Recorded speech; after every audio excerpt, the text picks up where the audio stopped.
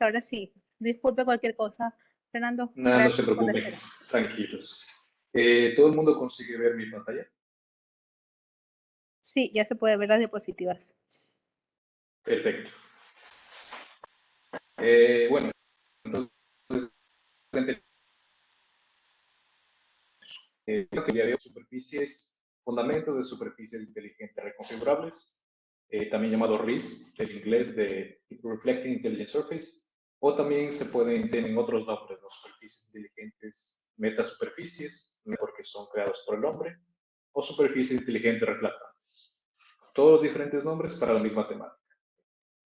Aquí, para no perder el hilo de la conversación, si tienen alguna duda en relación a la terminología, pueden interrumpirme sin problema. ¿Okay? Entonces, vamos con la agenda. Esta presentación está dividida en una sección de antecedentes o preliminares y es seguida de 5 preguntas principales. Entonces, en la primera sección vamos a abarcar los problemas y el histórico que dieron adviento a las superficies inteligentes reconfigurables. Luego vamos a ver sobre los subtemas de qué es RIS, cómo funciona, cómo está compuesta. Hablaremos también sobre cuáles son las características que la hacen tan atractiva, cuáles son las aplicaciones inmediatas y potenciales de RIS.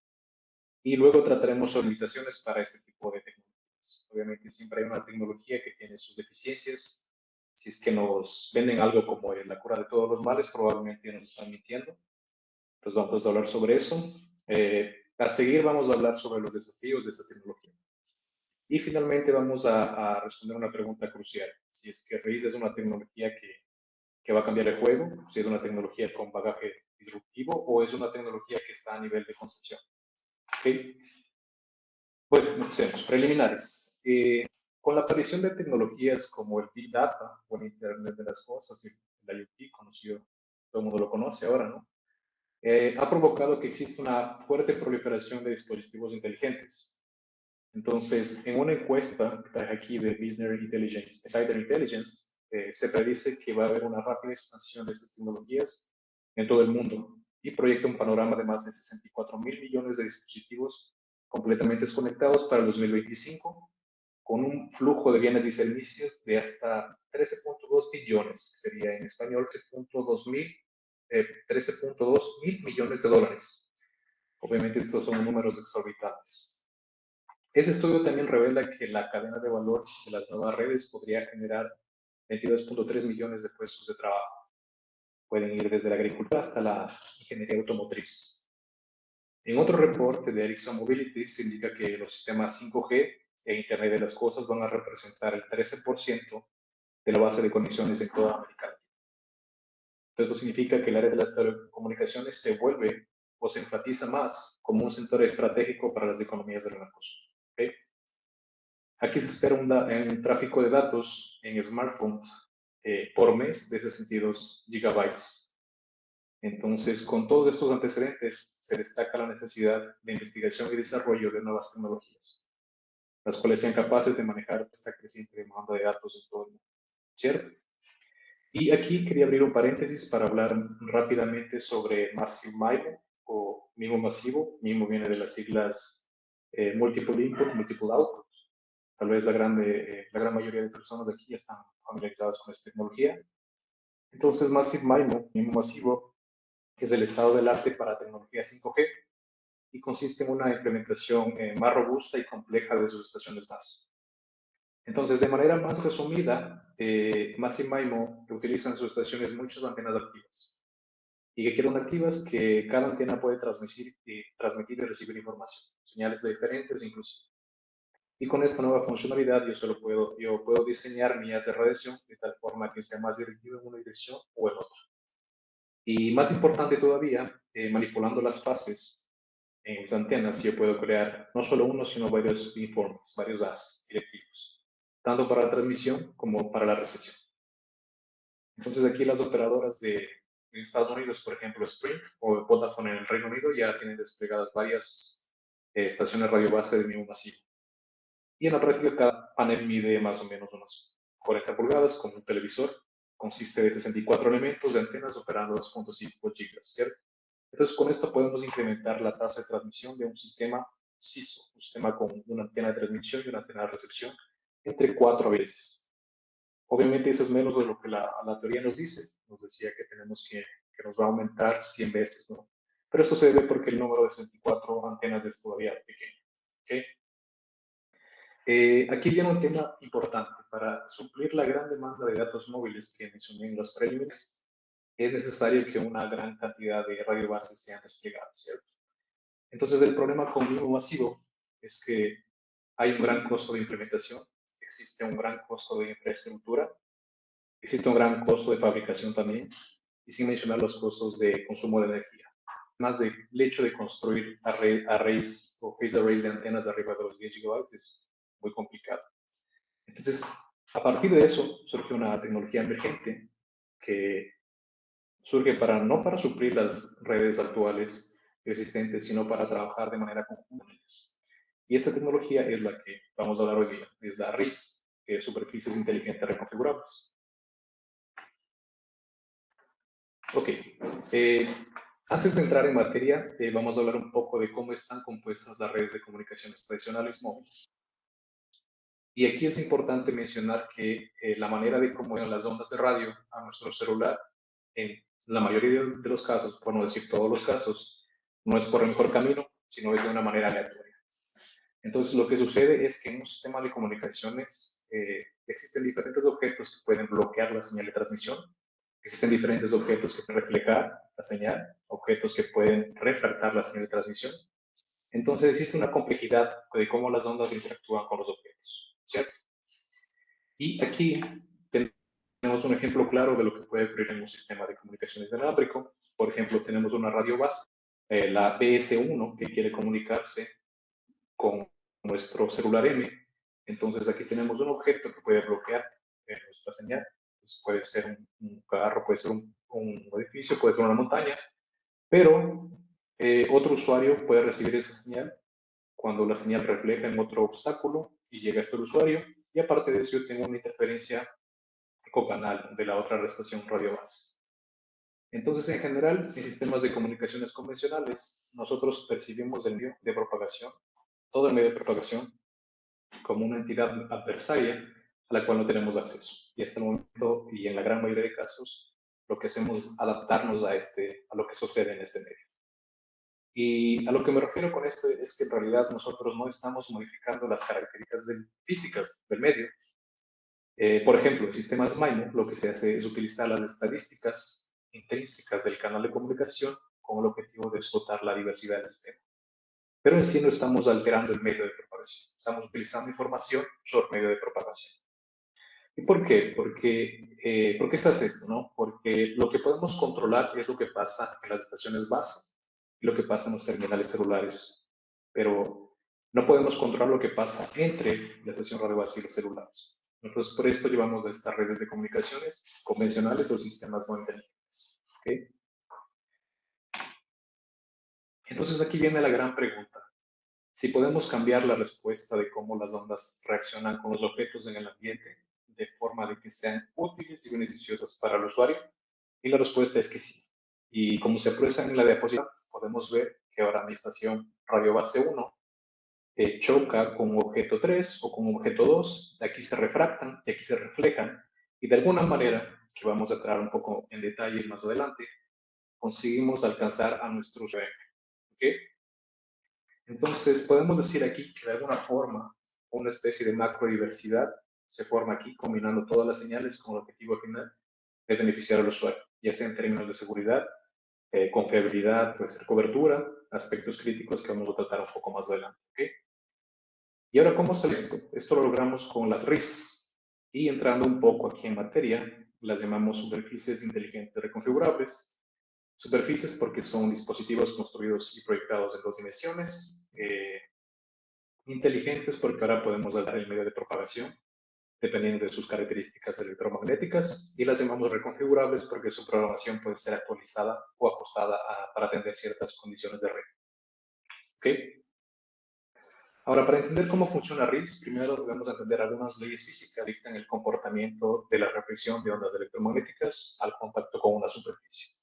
Entonces, primero consideremos una superficie con una impedancia constante, como vemos aquí. Entonces, Cuando tenemos una superficie de impedancia constante, aquí aparece lo que se conoce como la ley de Snell. Entonces, cuando yo tengo una superficie constante, cuando mi onda choca con esa superficie, obviamente yo tengo un ángulo de incidencia, que es el ángulo formado entre la señal que llega al objeto y la perpendicular a este objeto. Entonces, la ley de Snell me dice que el ángulo de incidencia va a ser igual al ángulo de reflexión. Obviamente, aquí si se aplica la ley de Snell, yo no voy a poder comunicarme con este usuario porque está alejado. Si estuviera aquí, no tendría ningún problema, ¿ok? Ahora consideramos un escenario donde la impedancia pueda variar de manera continua, lo que significa que dependiendo de donde choque la onda electromagnética, yo puedo manipular la fase de la misma y crear un control continuo sobre esta onda. Entonces, ahora vamos a considerar una impedancia continua. Obviamente depende de donde caiga la onda, le voy a aplicar su ángulo y podemos tener un ejemplo como este, ¿no? Tengo mi señal transmitida, choca contra el objeto y ahora ya no tengo, puedo romper la ley de Snell y puedo viajar a otro ángulo de reflexión. Y aquí sí, yo consigo comunicarme con mi celular R. Esta es llamada de la ley de Snell generalizada. ¿Ok?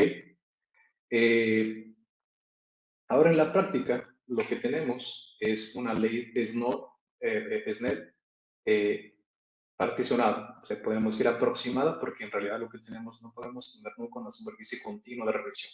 Lo que podemos es discretizar la superficie en diferentes ángulos. ¿Ok? Entonces lo que tenemos en la práctica es esto. Tenemos una discretización de los valores que van a modificar la fase.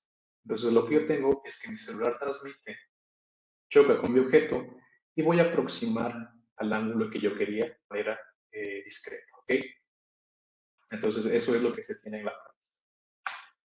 Ahora, el concepto de superficies inteligentes, este tiene su origen en arreglos de antenas reflectantes y es algo que ya se ha venido diseñando hace algún tiempo. Por ejemplo, ustedes ven el artículo en sus pantallas que data del año de 1997. Allí se diseñan arreglos de antenas planos compuestos de parche de microtiras y polos que son impresos sobre el sustrato dieléctrico y tienen obviamente un alimentador que va en el arreglo de antenas y cada antena es concebida para reflejar una onda incidente con una cierta fase. ¿Ok? Entonces, aquí vamos a crear de forma virtual un reflector. Obviamente estas superficies no son nada reconfigurables, ya que desde su concepción su impedancia es proyectada para proporcionar un ángulo fijo. Entonces aquí vemos cuál sería el haz de radiación de cada una de estas antenas. Entonces, por ejemplo, yo tengo aquí mi arreglo de antena diseñado, yo tengo aquí mi feeder, entonces simplemente yo voy a reflectar, manipular las ondas para que me consigan un ángulo constante dependiendo de qué onda llega aquí. ¿Okay? Aquí sí todos pueden ver, el ángulo de reflexión es el mismo. Podemos hacer otras configuraciones. Obviamente tenemos mi feeder, va a chocar contra mi superficie. De nuevo choco contra mi superficie y yo voy a generar un ángulo que sea perpendicular a mi feeder. Hay diferentes configuraciones que se puede hacer, pero eso no tiene nada de reconfigurable todavía. Vamos a hablar un poco más adelante sobre hablando un poco más de arreglo de 6 pulgadas, que está operando a 28 GHz, tenemos 528 elementos y podemos ver al lado izquierdo para una radiación normalizado, donde se puede ver que este arreglo fue diseñado para reflejar las ondas a ángulos de 25 grados. ¿Okay? Ahora respondiendo a la pregunta, ¿qué es una RIS? Entonces podemos decir que RIS es una superficie compuesta por varios elementos pasivos que obviamente asemejan la forma de un espejo, solo que la gran diferencia es que en esta superficie la reflexión es realizada de forma controlable o programable y lo más importante que su programación ocurre en tiempo real. Entonces la señal que es enviada por un transmisor va a rebotar en la superficie inteligente con una haz y dirección de forma controlable. Entonces, de esta manera podemos focalizar la señal en uno o varios usuarios que están localizados en diferentes posiciones. Entonces, en esta figura vemos que una RIS contiene pequeños elementos reflectantes, son llamados átomos de metal. Y estos átomos de metal o estos pequeños elementos son de dimensión menor de lambda, ¿no? Lambda siendo la longitud de onda, que está directamente relacionada con la frecuencia de operación. ¿Okay? Y técnicamente esa superficie nos permite controlar el atraso de la señal, y con eso nosotros podemos controlar la fase resultante. Y en ciertos casos nos permite controlar la polarización. ¿Okay? Lo que importante tenemos que mencionar aquí es que aquí no vamos a encontrar nada de amplificadores de potencia, tampoco vamos a encontrar conversores analógicos, digitales analógicos, analógicos digitales o cables de radiofrecuencia. Entonces, por lo tanto, y en la teoría, todo el procesamiento que ocurre es a nivel electromagnético, nivel que ahora se lo conoce como nivel cero, capa cero, ¿no? Layer zero. Entonces, aquí no hay ninguna operación digital en la superficie per se. Pero obviamente afuera de la superficie vamos a necesitar un poco de circuitería adicional, ya que queremos hacer que nuestra superficie sea reconfigurable. Y para eso añadimos una cadena de radiofrecuencia y un microcontrolador, nada más. Ahora, ¿por qué cada elemento de la RIS tiene dimensión sublambda, ¿no? Entonces, por ejemplo, cada metátomo, vamos a analizar cada metátomo en la siguiente figura. Entonces, en la figura podemos ver que en el eje Y tenemos el path loss, que es la pérdida ocasionada por su trayectoria, y luego tenemos aquí el ángulo de incidencia, ¿no? El ángulo de incidencia para una metasuperficie. Entonces, lo que vemos es que para diferentes tamaños de la metasuperficie, por ejemplo, aquí tenemos 3 tamaños, cada vez va a ser un cuadrado, ¿no? Cada metasuperficie vamos a considerar que es un cuadrado con cada lado de dimensión 2 lambda, lambda y lambda sobre 5. Perdón. Y lambda sobre 5. Entonces, para el primer caso, el caso rojo, vamos a considerar que el tamaño de nuestra metasuperficie, cada lado es 2 lambda. Entonces, podemos ver aquí que tenemos una amplificación, se podría decir, en ángulos cercanos a 30 grados, pero una pérdida a ángulos cercanos a 90 grados. ¿Qué pasa cuando comenzamos a disminuir el tamaño de las metasuperficies? Si ahora consideramos un ángulo de lambda, vamos a tener esta línea azul, obviamente ya no amplifica tanto, pero también no tenemos tantas pérdidas cercanas a 90 grados. Y ahora cuando disminuimos nuestro valor a lambda sobre 5, vemos que tenemos un padrón más uniforme aquí, ¿cierto? Entonces, en suma, mientras menor sea la dimensión de cada elemento reflector, la pérdida de trayecto se vuelve más uniforme, como en este caso, para cualquier ángulo de incidencia. Y en realidad eso es lo que queremos porque en el receptor las señales de cada elemento se suman de manera constructiva o destructiva. Entonces, en el primer caso podemos ver que las señales atenuadas en ángulos cercanos a 90 grados, y cuando todas las señales se suman en la recepción, entonces pueden presentar nulos o grandes caídas de la señal en diferentes ángulos de incidencia. Entonces, en el caso 3, vemos que la señal presenta un comportamiento uniforme para cualquier ángulo de incidencia. Entonces, esto significa que en la recepción, no importa los ángulos de incidencia, siempre mi señal va a ser amplificada de forma constructiva. ¿Okay? Bueno, aquí vamos a hablar un poco de manera simple sobre un sistema apoyado por RIS desde una visión fasorial. ¿Okay? Entonces, yo tengo mi transmisor, va a transmitir mi señal, va a pasar por un canal, entonces el medio ambiente, ¿cierto? Vamos a llamar ese canal, los coeficientes sean Gn para cada metátomo, ¿cierto? Entonces va a reflejarse en la superficie inteligente, y mi superficie lo que va a hacer es va a añadir una cierta fase a mi señal, n va a representar aquí el enésimo elemento de la superficie. Entonces choca con esa superficie, se refleja, vamos a pasar otra vez por otro canal, lo vamos a llamar Hn, y lo que yo tengo, mi canal desde el principio a fin, va a ser mi canal de transmisión entre el transmisor y mi RIS, multiplicado por mi fase y luego por el otro canal. Y como sabemos que en la recepción todas las señales provenientes de la RIS, de cada elemento, se suman, mi señal resultante va a ser Y, va a ser la suma del producto de los 3 componentes que hablé, veces la señal que yo quiero transmitir y más el ruido intrínseco en el receptor, en cada usuario, ¿no? Entonces aquí podemos ver Aquí podemos ver que lo que yo estoy haciendo, estoy sumando señales con un desfase. ¿Okay? Entonces, lo que yo quiero que este desfase sea igual al desfase de los dos canales. Porque, ¿qué pasa? Si es que yo tengo un desfase igual, simplemente yo sumo mis vectores. Si es que yo tengo otro ángulo de desfase, por ejemplo, perdón, un ángulo de desfase de 90 grados, mi señal va para aquí y mi señal resultante, la norma de mi señal resultante va a ser menor a la otra. Entonces, lo que yo quiero es compensar esa fase de tal manera que mi vector sea mayor, sea más largo, ¿no? Entonces, cada vez, si yo quiero sumar alguna señal, yo quiero que mi vector siga creciendo. ¿Ok?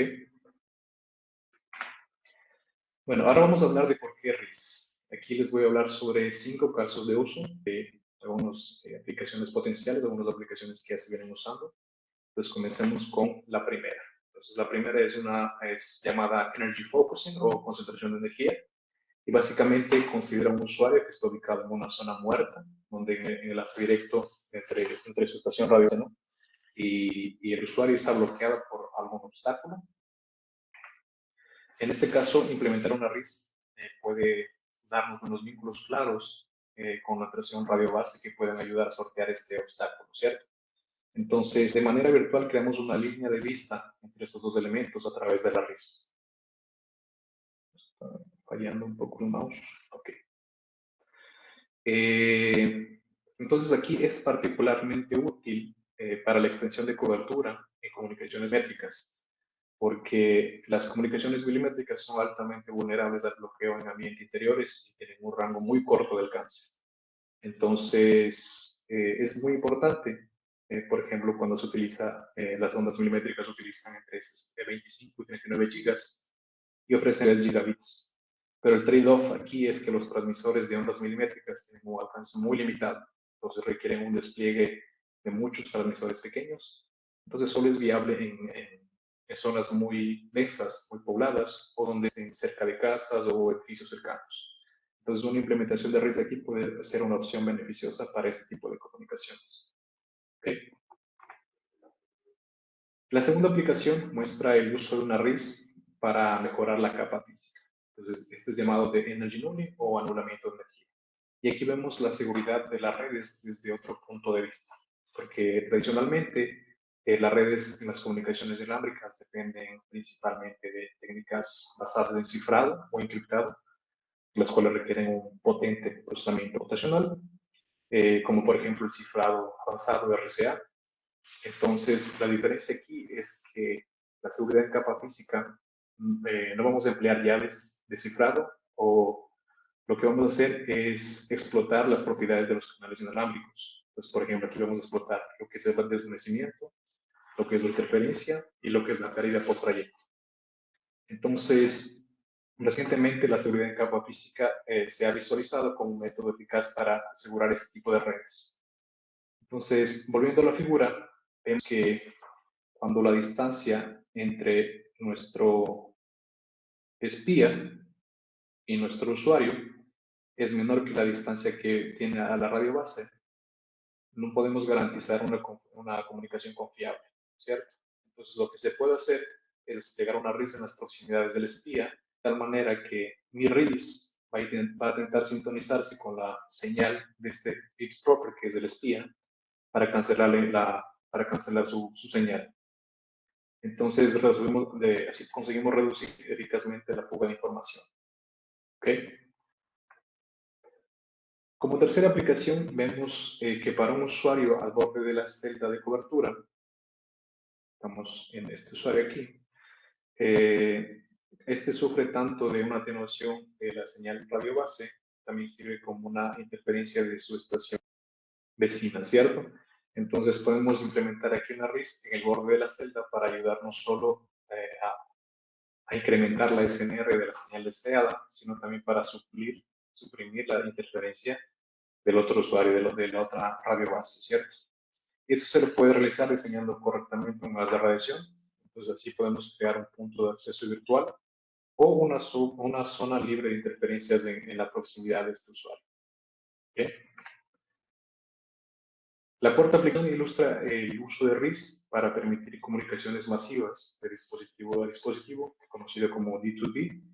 Aquí la RIS puede como un centro de reflexión para transmitir y admitir transmisiones de 2D de baja potencia.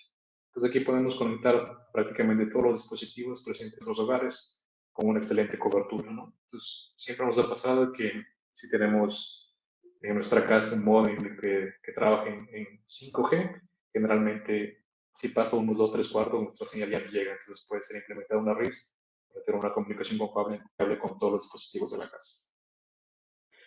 Y nuestra última aplicación es el uso de RIS para realizar transferencias de energía e información de forma simultánea con todos los dispositivos en una red de IoT. Entonces aquí se puede aprovechar una RIS para mejorar la eficiencia de transferencia de energía o transferencia de información. ¿Okay? Bueno, en este slide tenemos un ejemplo de simulación. Tenemos aquí nuestro transmisor, tenemos aquí ubicada nuestra RIS y tenemos aquí nuestro usuario. ¿Okay? Entonces, vamos a asumir que el canal, la relación de señal ruido en este canal es de menos 75 dB. En el canal entre el RIS y nuestro usuario es de menos 75 dB.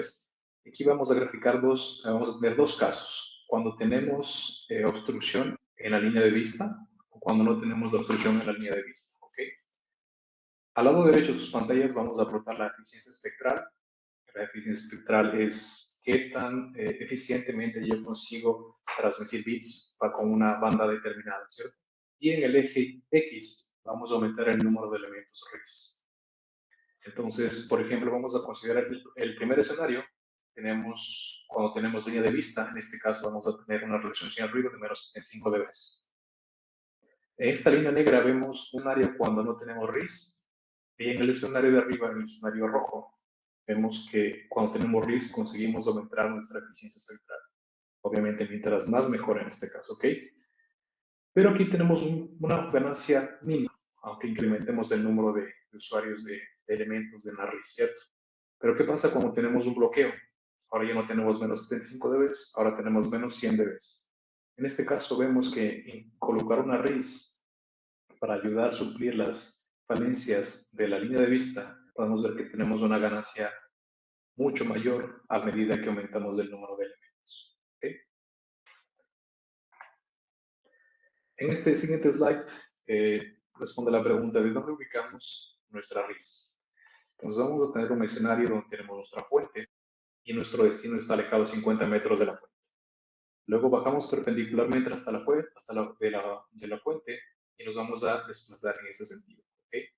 D1 va a representar la distancia que va a estar en este plot en el eje X y luego vamos a ver la ganancia total del sistema, ¿cierto? Entonces aquí podemos ver que mientras nos vamos moviendo, vamos a tener diferentes ganancias del canal. Entonces, ¿dónde ubico mi RIS en este área? Y esta gráfica nos da la respuesta. Mientras más cercano a la fuente o más cercano al destino es donde tenemos que ubicar la RIS. El peor de los casos es ubicar la RIS aquí en la mitad entre la fuente y el destino, ¿cierto? Esto podemos verlo a través de un experimento, una validación de experimento. Entonces, por ejemplo, tenemos un transmisor que está ubicado 50 metros lejos de un plato de cobre y tenemos nuestro receptor aquí. Vamos a tener dos casos. El primer caso, como tenemos nuestro copper plate aquí, y el siguiente caso, vamos a cambiar eso por una RIS. Entonces, en el primer caso, tenemos la figura que ven a la izquierda de sus pantallas. Lo que llega a mi receptor es 26 dB. Y si cambiamos ahora el plato de metal por una RIS, lo que tenemos es esta figura de aquí. O sea, tenemos una amplificación más o menos 27 dB. Pues aquí ya claramente se puede ver en mi señal de transmisión. Esta señal fue transmitida a 5.8 gigas como una banda de 20 MHz, que ya podemos observarla aquí sin problema. ¿Ok? Pues podemos ver claramente la amplificación que una RIS puede dar al sistema. Ahora vamos a ver cuáles son las deficiencias, ¿no? ¿Cuáles son las deficiencias de RIS? Y aquí vamos a hacer un análisis comparativo entre un RIS y un relay. Ambos utilizan obviamente el canal de propagación para su beneficio. Entonces, en el primer slide tenemos un escenario con un transmisor, un objeto RIS, ¿no? Tenemos un objeto que está bloqueando la comunicación directa entre el transmisor y el usuario. Beta SR va a ser el daño del sistema, la ganancia del sistema. Este va a ser la ganancia del sistema entre la RIS y el destino, y el de acá es entre el transmisor y la RIS, ¿ok? Aquí tenemos el cálculo o la ecuación de la eficiencia espectral, obviamente es log de 1 más la relación señal-ruido. Aquí ρ es la relación señal-ruido por símbolo o por bit, n es el número de antenas que yo tengo en mi RIS, y estos dos son las ganancias del canal que les mencioné aquí arriba, ¿ok? Entonces aquí tenemos algunas cosas buenas y malas. La primera cosa buena es que no tengo un factor menor a 1 que multiplica la eficiencia espectral, entonces eso es algo bueno, pero algo malo es que yo multiplico mis coeficientes de canal, ¿no? Mis ganancias de canal. Entonces, como generalmente son valores menores a 1, este valor va a ser muy bajo. Entonces aquí tenemos algo que no es tan bueno. Ahora vamos a hacer la comparación con un sistema con relay. Un relay va a ser del tipo de code forward, simplemente decodifica y retransmite, sin ninguna amplificación adicional, ¿ok? Entonces la fórmula para la eficiencia espectral para un relay de code forward es dada por esta expresión que ustedes la ven aquí. Entonces aquí ya tenemos algo malo. Vemos que este ritmo está multiplicado por un medio. Entonces ya a partir de aquí estoy reduciendo a la mitad mi eficiencia espectral. Pero lo bueno es que ahora no tengo el producto de mis dos ganancias de canal, ahora yo tengo el mínimo. Entonces, eso es beneficioso dependiendo de qué tan mal está mi canal. Es decir, yo estoy cogiendo el peor de mis canales aquí, ¿ok? Y aquí vamos a responder la pregunta de cuál es mejor, relay o RIS. Entonces vamos a plantearnos un escenario similar al anterior, simplemente que ahora tenemos nuestra fuente y nuestro relay o RIS está ubicado a 80 metros de diferencia. Bajamos perpendicularmente 10 metros y vamos a desplazar nuestro destino en ese sentido, ¿ok? Entonces, en esta figura que ven abajo, tenemos la potencia de transmisión y la distancia que me voy a mover desde 40 a 100 metros, el destino. Lo que se quiere aquí es alcanzar una tasa de 4 bits por segundo, que es el canal de 3GPP urbano, y utilizamos una banda de 10 MHz. También utilizamos aquí un sistema CISO, entonces en el primer caso el sistema CISO, que no hay ningún relay y tampoco tenemos ninguna RIS. En el segundo caso, en el caso rojo, tenemos el uso de RIS. Aquí utilizamos 200 elementos y en el siguiente caso utilizamos eh, un relay de code and forward, el caso azul. Entonces, para el primer caso, cuando no tenemos nada, no tenemos RIS ni relay, simplemente tenemos un transmisor y un receptor, vemos que yo necesito mayor potencia de transmisión a medida que mi usuario se va fijando. Es algo normal, solo que no es beneficioso. Ahora, ¿qué pasa en el caso de RIS? En el caso cuando yo tengo varios elementos. Aquí tengo 4 curvas rojas que denotan el uso de RIS. La primera curva yo utilizo 25 elementos, la segunda 50, la tercera 100 y la cuarta 200. Entonces vemos que cada vez que yo aumento el número de elementos en mi RIS, yo consigo con menor potencia de transmisión, yo consigo alcanzar esos 4 bits por segundo que necesitábamos al comienzo. ¿Ok? Y el tercer caso es cuando yo tengo un bait de cover forward. Vemos la línea azul, vemos que casi en todos los escenarios mi relay es mejor que mi RIS. Simplemente en este caso, únicamente en este caso, yo consigo ganar a mi relay de quarter forward, pero para eso necesito 200 elementos de mi RIS. Y tal vez muchos piensen que 200 elementos de una antena es mucho en dimensión, pero en realidad si es que trabajamos a unos 3 Hz, unos 3 GHz, perdón, podemos introducir esas 200 antenas en un panel de 1 metro cuadrado. Vamos a ver más adelante. Entonces sí, yo consigo vencer a mi relay con mi RIS, siempre y cuando mi RIS tenga bastantes elementos de transmisión. ¿Ok?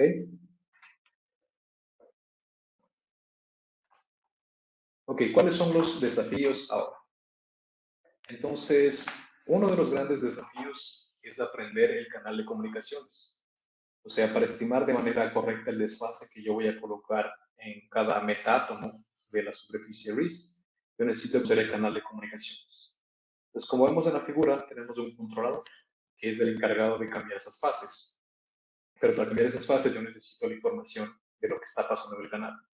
Y el término acuñado para este proceso es CSI, el State Information o información del estado de canal.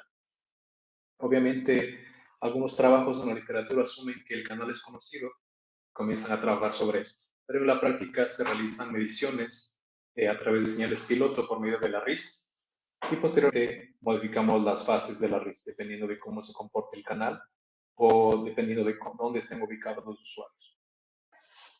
Tenemos otra idea más prometedora para estimar el canal, que es utilizando modelos paramétricos que pueden ser utilizados para estimar ángulos o posiciones de usuario, lo que en realidad sería más fácil que estimar un solo parámetro que nos arroja cada elemento de la RIS. Otra solución para atacar el problema de la falta de información del canal es el uso de transceivers, es decir, algunos elementos de la RIS pueden ser activos, de manera que puedan deducir el canal sin utilizar información de la radio base, simplemente a partir de algunos elementos de la RIS. ¿Okay? Otro desafío se refiere al problema de optimización. Entonces, como podemos ver en la figura, yo tengo que optimizar estas fases para que yo consiga maximizar mi relación señal ruido, y para eso yo necesito que las fases coincidan con las fases de los dos canales. Entonces, cuando yo tengo n elementos en la RIS, cuando yo tengo n usuarios y cuando yo tengo n antenas, ese problema se vuelve muy complicado. Entonces, desemboca generalmente en sistemas de optimización no lineales. Entonces, es un problema que también se está abarcando mucho en la parte de optimización. Bueno, aquí existen bastantes problemas, algunos lo voy a tratar aquí. Por ejemplo, hay problemas de acoplamiento mutuo, como son tan cercanos los elementos de RISC, hay un acoplamiento mutuo, o sea, hay interferencia entre ellos. Y obviamente la correlación, existe correlación entre fase y amplitud, que también no se toma en cuenta en ciertos análisis, pero también puede llevar obviamente, a resultados que no son tan exactos. ¿Ok? Y otro desafío se refiere a la caracterización y al modelamiento del canal de este tipo de comunicaciones. Eso se debe a que el canal, ya como ya hablamos, este no es un proceso determinístico, de hecho es un proceso totalmente aleatorio. Entonces, obviamente, el desplazamiento puede existir por el desplazamiento del transmisor y receptor, presencia de obstáculos, accidentes topográficos o fenómenos físicos, obviamente que van a tornar todas las ondas electromagnéticas que perciban o se manifiesten de forma aleatoria. Obviamente todos estos factores provocan fluctuaciones en la señal. Entonces, todo de comunicaciones aquí debe ser tratado como un proceso aleatorio y tiene que ser caracterizado a sí mismo en términos de probabilidades. Entonces, la caracterización aquí y el modelamiento de este tipo de señales es muy complicado, involucra matemáticas y métodos estadísticos avanzados. Y para este tipo de modelamiento existen algunas distribuciones que describen de una manera más apropiada el enlace de comunicación sobre las premisas de, por ejemplo, si existe línea de vista entre transmisor y receptor o si existen señales provenientes de los clústeres de comunicación. Aquí podemos ver, creo que al lado derecho, algunas distribuciones más conocidas para modelar el comportamiento del canal entre el transmisor y la RIS o desde la RIS hasta el receptor. Entonces podemos ver que tenemos distribuciones como Rayleigh, la mayoría de los conocemos, Rice, Nakagami. Por ejemplo, la distribución Rayleigh modela la amplitud del canal cuando consideran que la señal resultante consiste de la suma de varias señales que siguen diferentes trayectos y todas con aparentemente la misma potencia y con fase de 0 a 2pi, ¿no?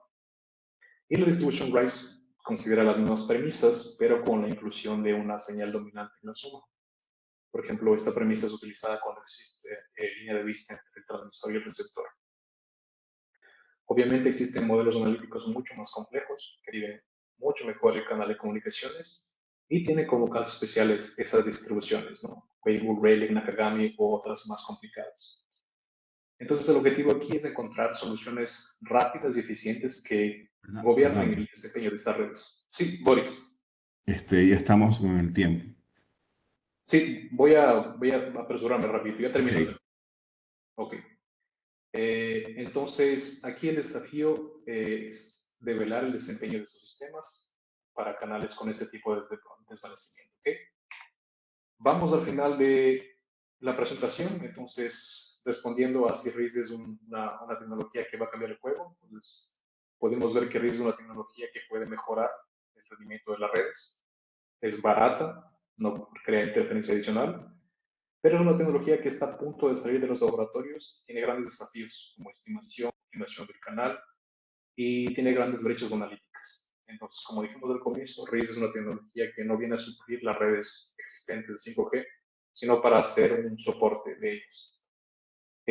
Bueno, en este slide coloqué algunos prototipos. Me imagino que algunos ya están listos a volverse productos, coloqué algunos del MIT, de otras universidades, y yo creo que con eso terminaría mi presentación.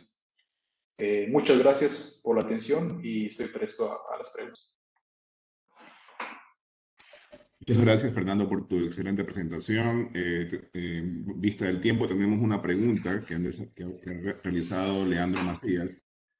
Le pregunta, ¿RIS tiene dimensiones estándar o debe ser dimensionado según la ubicación y cantidad de los dispositivos terminales que vaya a cubrir? Muy buena pregunta. De hecho, la RIS, mientras más mejor, ¿no? Igual que MIMO masivo, mientras más mejor. El análisis que se tiene que hacer a fondo son la configuración interna, ¿no? ¿Cuáles son las fases que yo le voy a dar a mi RIS? Es lo que se tiene que analizar y dimensionar. Pero en sí, mientras más grande la superficie inteligente, tenemos mejores ganancias. Perfecto. Una última pregunta, si alguien la tiene, la puede hacer en este momento.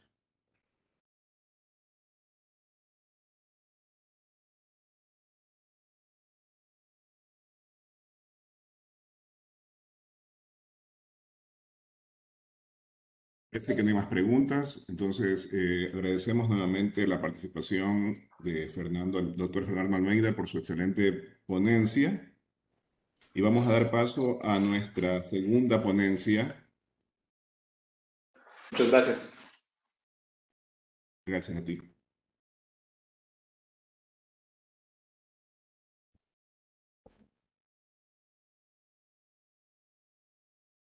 El segundo ponente viene a continuación. Un momento, por favor.